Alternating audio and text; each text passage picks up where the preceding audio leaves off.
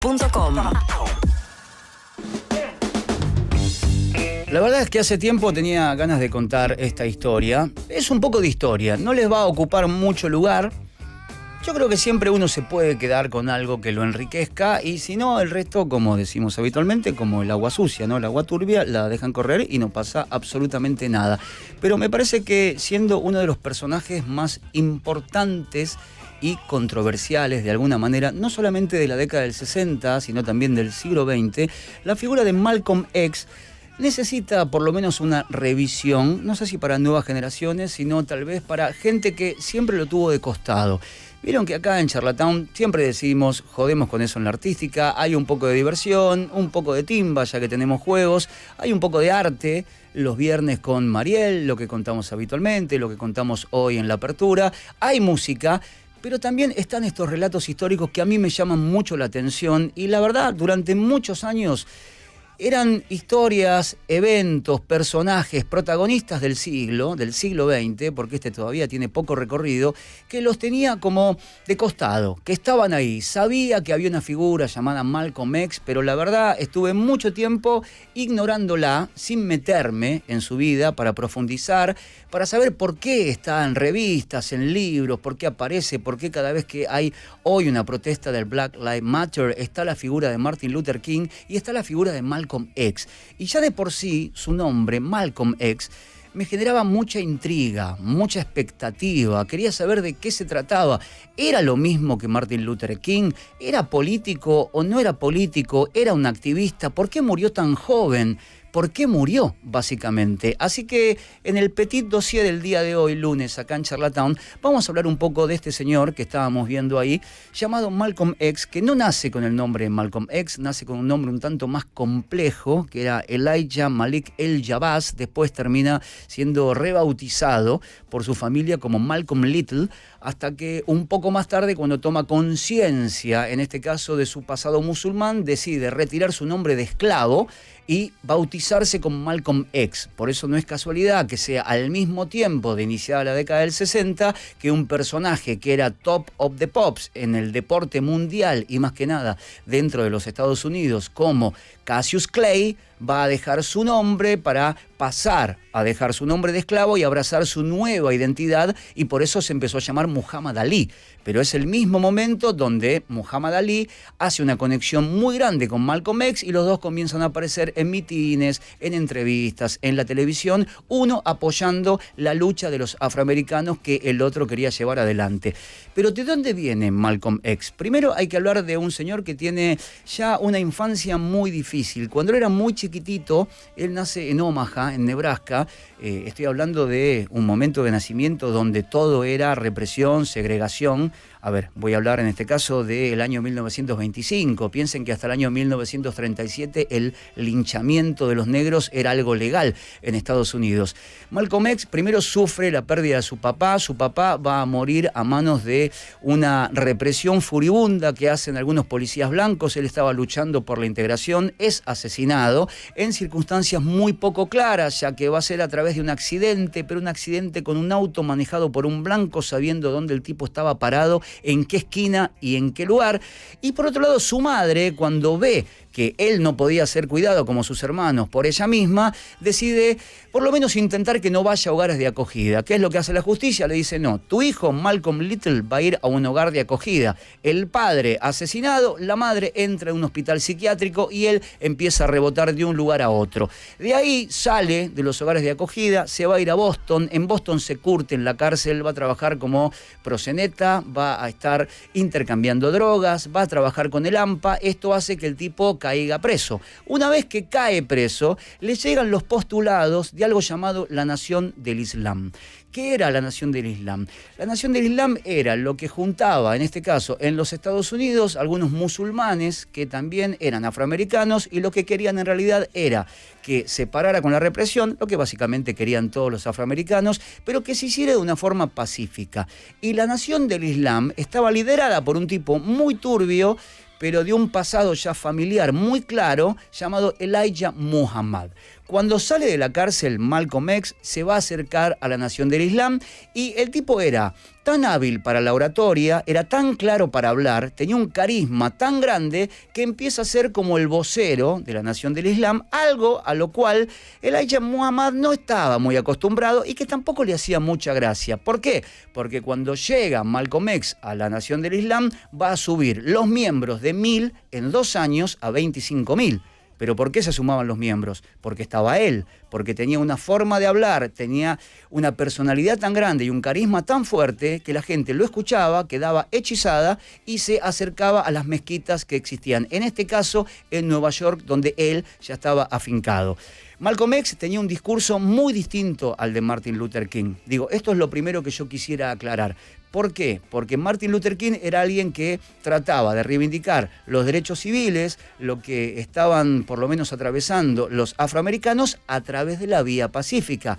¿Qué quería Malcolm X? Lo contrario, quería estar armado, quería protegerse. Muchos lo acusaban de xenófobo en un punto, otros lo acusaban de racista y otros de violento. Es decir, tenían dos visiones de cómo los afroamericanos deberían salir de esa situación penosa muy diferentes. Martin Luther King, Adalid de la Paz, Malcolm X, la lucha armada. ¿Se entiende? Esa es la primera gran diferencia. Vamos a ver un par de fotos que son las únicas fotos que existen de una reunión que duró algo así como 5 minutos, donde se quedan charlando ellos dos, Martin Luther King y Malcolm X, esto es del año 1964, después de la firma de la Ley de Derechos Civiles, pero no tenían onda entre los dos.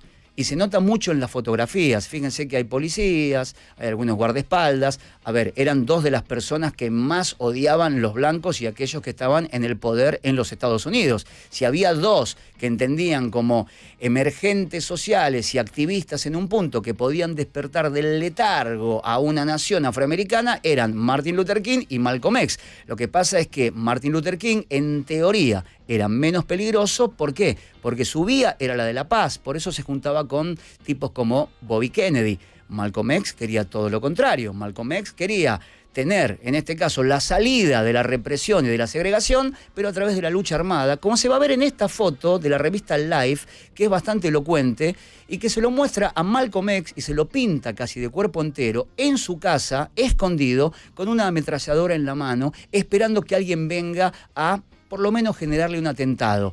¿Era casualidad? ¿Le gustaba portar armas? No, había tenido varios atentados. Pero el problema más grande de él va a comenzar cuando deja la Nación del Islam. ¿Por qué la deja? Porque ya no pensaba lo mismo que Elijah Muhammad. A Muhammad no le gustaba tenerlo adentro, era un tipo levantisco, era incómodo, le va a prohibir hablar en público durante un tiempo largo. Él estuvo 12 años con Muhammad y en un momento dice, yo quiero hacer otra cosa, no me completa, no me complementa la Nación del Islam, me voy a armar otro partido, otra idea.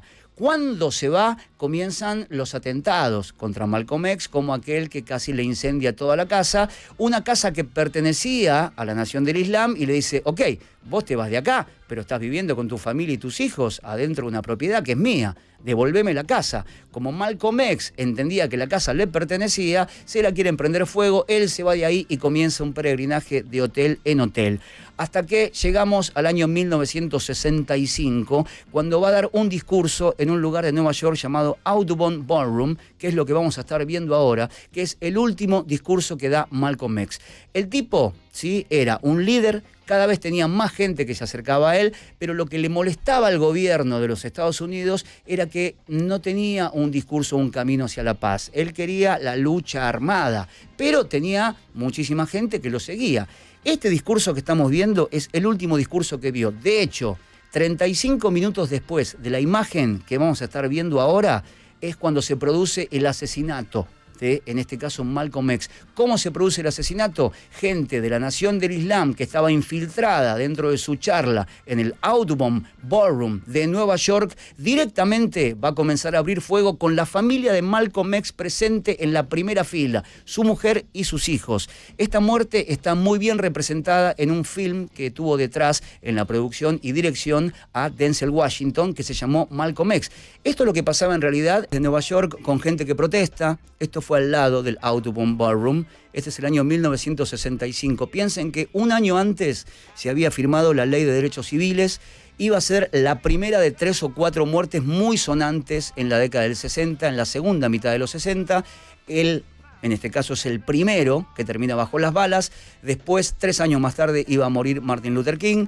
3 años más tarde iba a morir Bobby Kennedy y 2 años después iba a morir Fred Hampton de las Panteras Negras, como hemos contado acá. Esto pasaba en uno de los mitines que él tenía ya por fuera de la Nación del Islam y fuera de las garras de este personaje siniestro, pero que nunca la justicia pudo detener, que es Elijah Muhammad. Si quieren ver un poco más y se quieren interesar en lo que fue la lucha de Malcolm X, a ver, es un ser con contradicciones, tuvo muchas contradicciones, porque bregaba por un bienestar de los afroamericanos, pero no quería la vía pacífica, la quería radical y con las armas. Les recomiendo mucho este documental que vamos a ver ahora, el tráiler, que tiene 3 capítulos y que está en Netflix, si lo quieren buscar. Se llama Who Killed Malcolm X?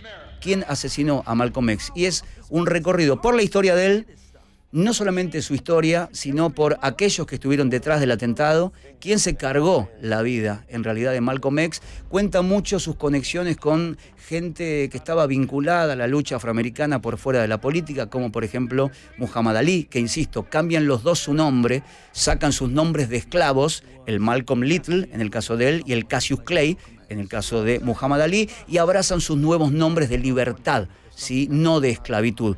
La verdad que el documental, que está en 3 partes, si lo quieren ver, es súper rico. Si les interesa ver el desarrollo de la década del 60 en los Estados Unidos, a mí me gusta mucho la historia y les explica bien todo el entramado, no solamente político, sino también religioso que hay detrás. Justamente de sería una docuserie, ya que tiene 3 envíos y que lo van a encontrar ahora, todavía no lo han sacado. Véanlo el fin de semana, si tienen ganas, se van a enterar de cosas que por lo menos les va a aclarar el camino para saber quién fue este señor.